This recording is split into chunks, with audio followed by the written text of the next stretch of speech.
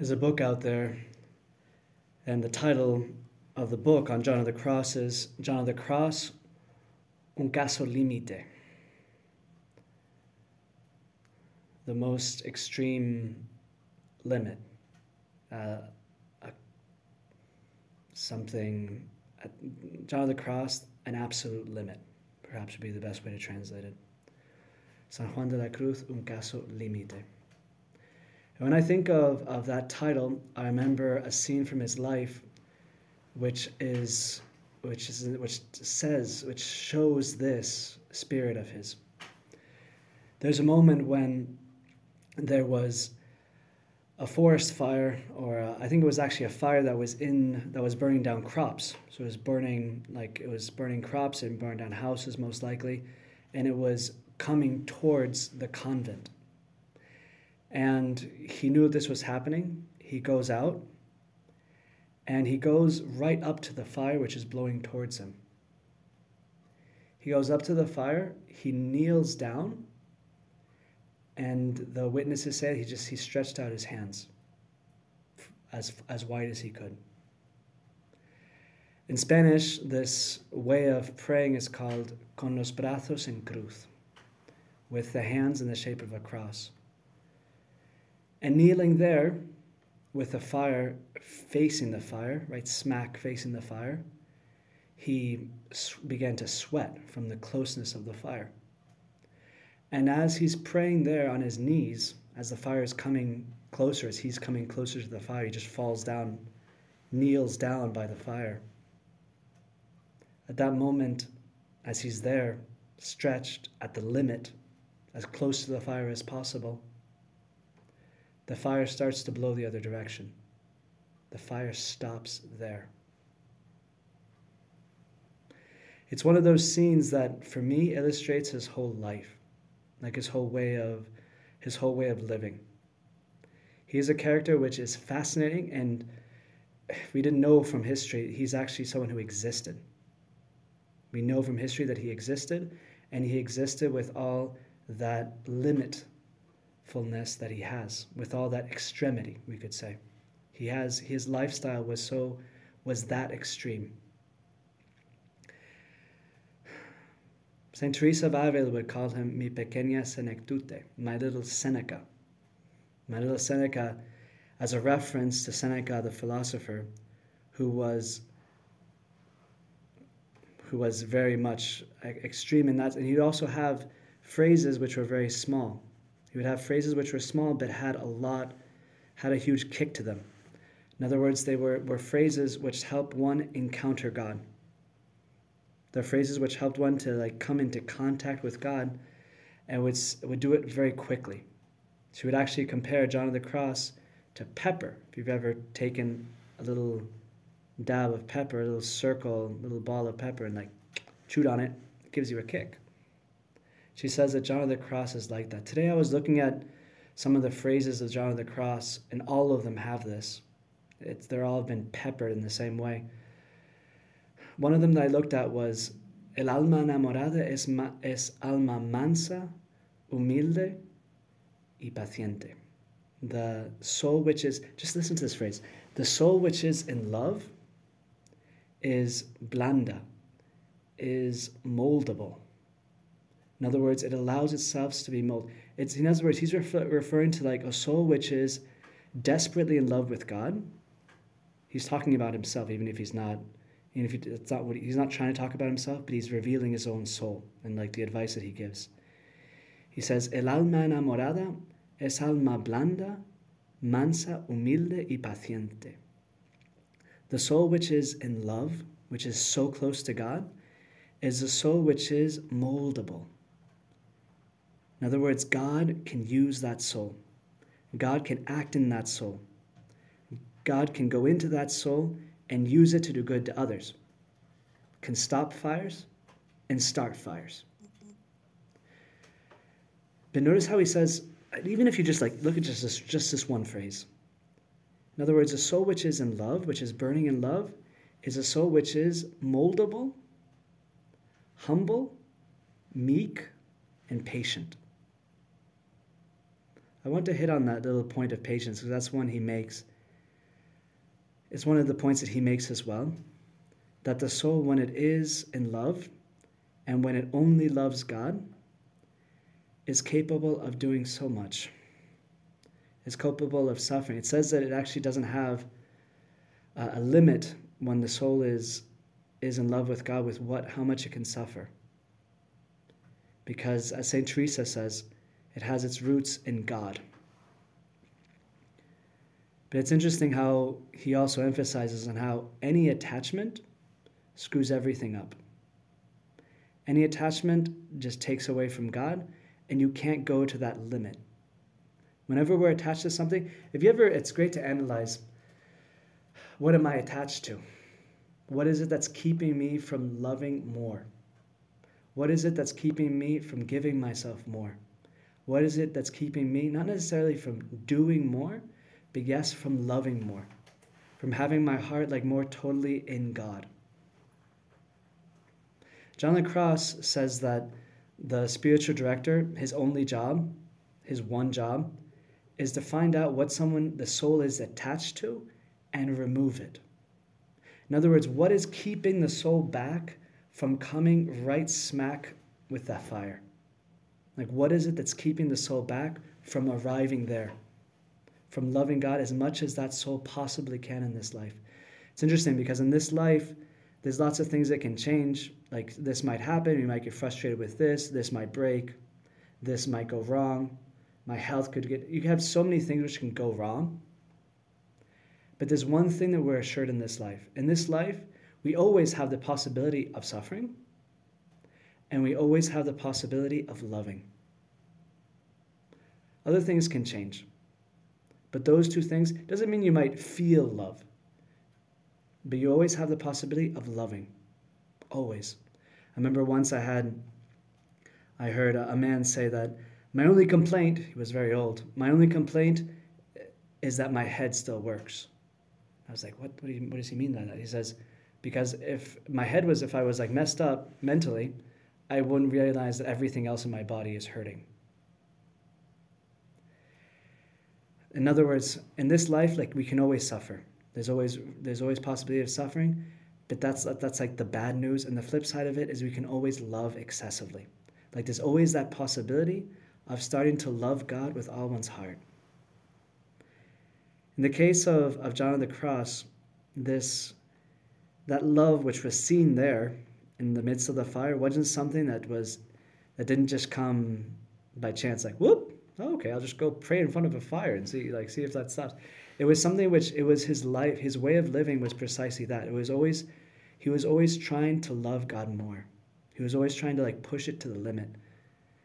There's a phrase of Teresa of Avila which betrays him without saying his name, because he would have read her works and he would have seen it.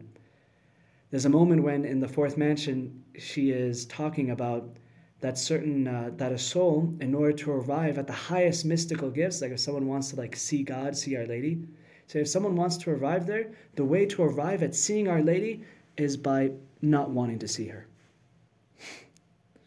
She actually says that point blank. So, okay, you want to have visions. Okay, this is the way to have them. Not want to have them. And she gives the expression, she says how in this life, if we want to have them, we're already missing the mark. This is the same idea of John of the Cross. John of the Cross says the same thing. That when we're doing that, we're loving something more than God. In other words, we're not really loving God. It's so genius. It really is. And he's saying how when somebody actually loves God, they don't want to enjoy God, they just want to really prove their love for God. But think about it, isn't that a beautiful way of living? Like trying to okay, today I want to prove that I love you. Today I want to suffer something for love of you. Today I want to do something that I've never done before, or the same thing that I've always done before and I think is boring, with more love behind it. I want to put gunpowder behind this act. And John of the Cross lived like that. He lived, and it's interesting how she says, going back to that phrase from the fourth mention, she says how the soul who really loves God, first of all, doesn't want consolations.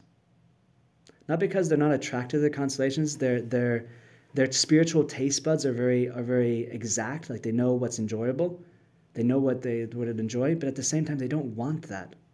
What they want is to love God. And moreover, because they're humble, she says, they also know that they don't deserve it.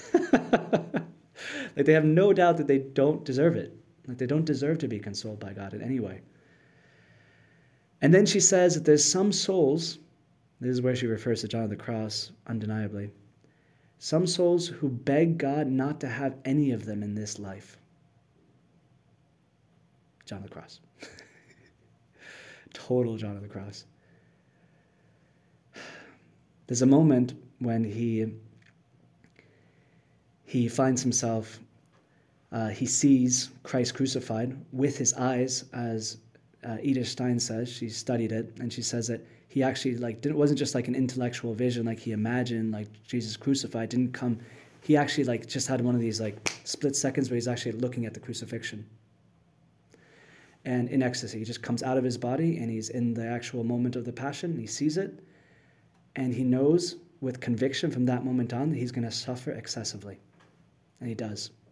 That's when he has those 9 months, and the Lord prepared him for it with a vision. He didn't ask for it.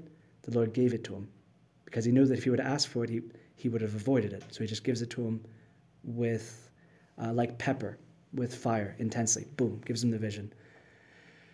And after that, he is tortured. He's taken prisoner. He has to eat the documents that would have incriminated other people. And he is 9 months in prison in a 6x10 room. He is given a piece of bread a day. He is scourged 3 times a day, then 3 times a week, then twice a week, then once a week. He's not allowed out to go to the bathroom. And he's thrown his journal so that he has to pray it with his 1 hour or hour and a half of sunlight by standing on top of a stool and lifting his journal above his head to read it when he's emaciated and very sick and dying. And when the jailer tries to help him, at one point he starts to have pity on him, seeing he's just so holy, because when they would be scourging him, he wouldn't even flinch at all. They say he was a stone, like a stoic. And in that attitude, when they had him there, he said, this guy's a saint. And so he started to try to lessen the tortures, to give him some sort of privileges, like not being scourged 3 times a week. And he said to him, he went up to him, he gave him his crucifix, and he thanked him. He said, "Thank you. You have removed from me a fountain of merit." Notice the extremity of that expression. You have removed from me. He only saw it in the light of God. And when he was tortured in these ways, there was another moment he was also suffered greatly. And his expression was, don't worry about those things. These things are done not by men, but by God. In other words, he sees the hand of God in the midst of such barbarous way of acting. But this is, as you can see, this wasn't something which was improvised. He was one who lived close to the fire as much as possible, and lived with his hands stretched out. That attitude, that symbol of him by the fire, is a symbol of his whole life. There's a moment, well, there's several moments, but there was one moment when one of the brothers walked into his room in the night and found him with his hands in the same, stretched out as much as possible, to the limit, in brazos en cruz, as they say in Spanish. And he was praying in the night, probably something which he did excessively. And they found him there in ecstasy. He was a stone. He was solid, but he wasn't actually suffering at that moment because he was in God. In other words, he was trying to suffer for God, and God was saying to him, you're not going to beat me in generosity. I'm going to give you huge graces in the night. Do you see how the two fires come to meet each other? You have the fire of God and the fire of John of the Cross, the fire of his soul. In other words, that title of the book, Un caso limítrofe, like an absolute extreme case, shows how the extremity of God's love and the extremity of love of man do come to meet. They come to meet in as much as one can love God, God will love that soul as much. But you can't beat God in love. If you coincide with the fire, you become transformed into fire, which is a good thing.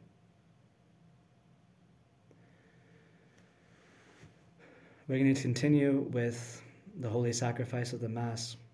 We have, after those hearing this probably won't be in Mass when they're hearing this. Hopefully not. It's not the time to be listening to homilies, unless you're in the Mass.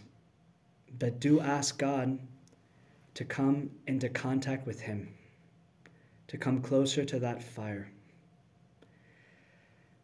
It's true that it's a privilege to come closer to God, but it is important to go as far as we can, humanly speaking. To, as Father Brendan quoted, he says, embrace the suck. In other words, jump into the fire as much as possible. Enjoy those pathetic sufferings that we do have on a daily basis. Try to savor them as others would savor pepper. Try to savor them and try to live life. Doesn't mean like running around with the head. Doesn't mean like, now I'm always going to pray with my hands in the shape of a cross. Okay, it's not about that. But it is undeniably about loving God excessively and coming as close to Him, not only as often as possible, but as quickly as possible. John of the Cross, when Teresa of Avila proposed him not to go to become a Carthusian, and to become part of the reform of the Carmelites, his response was, let's do it, but as quickly as possible. So we ask Him for that grace to come close to the fire as quickly as possible. Amen.